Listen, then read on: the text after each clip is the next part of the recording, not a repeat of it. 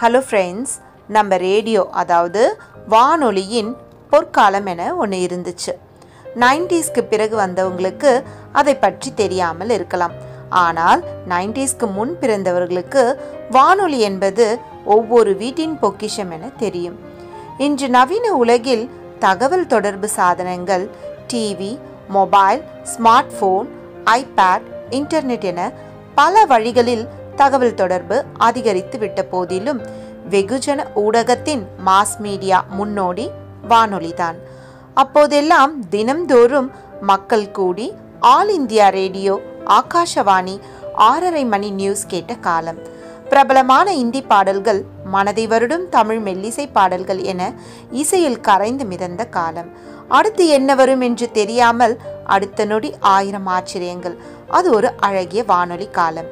செவியில் விழுந்து இதயம் நுழைந்த குரல்கள். தொலைக்காட்சி ஊடகம் தொடங்கப்படாத காலம் அது. வேறு எந்த கேளிக்கை மாசும் மனதில் படியாத வசந்த காலம் அது. தொலைக்காட்சியின் வருகைக்கு முன்பாக வணிக ரீதியான வானொலி ஒளிபரப்புகள் செய்தி மற்றும் இசை மட்டுமல்லாமல் நாடகங்கள், நகைச்சுவை, பல்வேறு நிகழ்ச்சிகள் மற்றும் பல வகையான பொழுதுபோக்குகள் வழங்கி கொண்டு இருந்தது. பொழுது விடிந்து முதல் பகல் கடந்து இரவு தூங்க போகும் வரை, அதாவது விடியல் சுப்பிரபாதமாகவும் இரவு தூங்க போதும்போது கேட்கும் தாலாட்டாகவும் இருந்தது வானொலி தான். வாழ்க்கையோடு ஒன்றிணைந்து கலந்து வாழ்வின் ஒரு அங்கமாக இருந்தது வானொலி என்பதை மறுக்கவே முடியாது. டெல்டாக்காரர்களுக்கு பரிச்சயமான ஒலிபரப்புகள் திருச்சி வானொலி, விவித் பாரதியின் வர்த்தக ஒலிபரப்பு, இலங்கை ஒலிபரப்பு கூட்டு ஸ்தாபனம். எங்க வீட்டில் இருந்த ரேடியோ கலைஞர் டிவி சைஸுக்கும் சற்று சின்னதாக கொஞ்சம் நீளமாக இருக்கும். 2 திருகுகள், சவுண்ட் வைக்க ஒன்று, மற்றொன்று ஸ்டேஷன் மாற்ற. மாலை நேரங்களில் ரேடியோ அப்பாவின் கட்டுப்பாட்டிற்கு வந்துவிடும். மண்ணையெல்லாம் பொன்பொழிக்க செய்திடுவோம், அதை பன்மடங்கு உற்பத்தியை பெருக்கிடுவோம் என இரவு 7 மணிக்கே திருச்சி வானொலியில் உழவர் உலகம் நிகழ்ச்சி ஆரம்பித்து விடும்.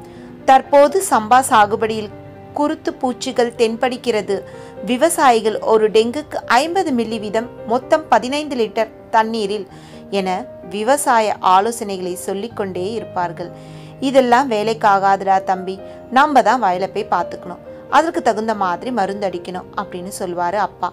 அதுவும் வெள்ளிக்கிழமை இரவு விஞ்ஞானம் வீராசாமி என்ற நிகழ்ச்சி போடுவார்கள்.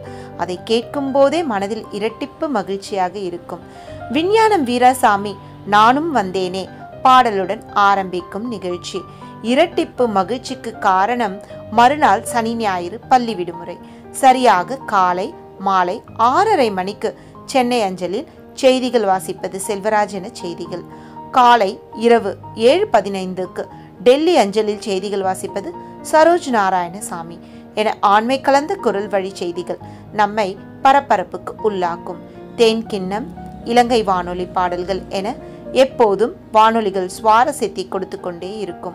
பிடித்த பாடலை நினைத்த நேரத்தில் கேட்பதை விட அடுத்த பாடல் என்னவென்று தெரியாமல் திடீரென நமக்கு பிடித்த பாடல் வரும்போது வருமே ஒரு உற்சாகம். அதை விட வேற என்ன மகிழ்ச்சி வேண்டும்? வாழ்வின் சுவாரஸ்யம் என்பது திடீர் என நம்மை ஏதோ ஒன்று மகிழ்ச்சிப்படுத்தி கொண்டே இருப்பது ஆகும். அதை இன்றைய நவீன வாழ்வில் எதனாலும் கொடுக்க முடியவில்லை. ஆனால் ஒரு காலத்தில் அதை வானொலிகள் கொடுத்தன. அது ஒரு அழகிய நிலாக்காலம். கனவினில் தினம் தினம் உலா போகும். குடும்பங்கள் சேர்ந்து ரேடியோவை கேட்டு ரசித்து வாழ்ந்த அது ஒரு பொற்காலம். அன்பே சிவம். நன்றி. வாழ்க வளமுடன்.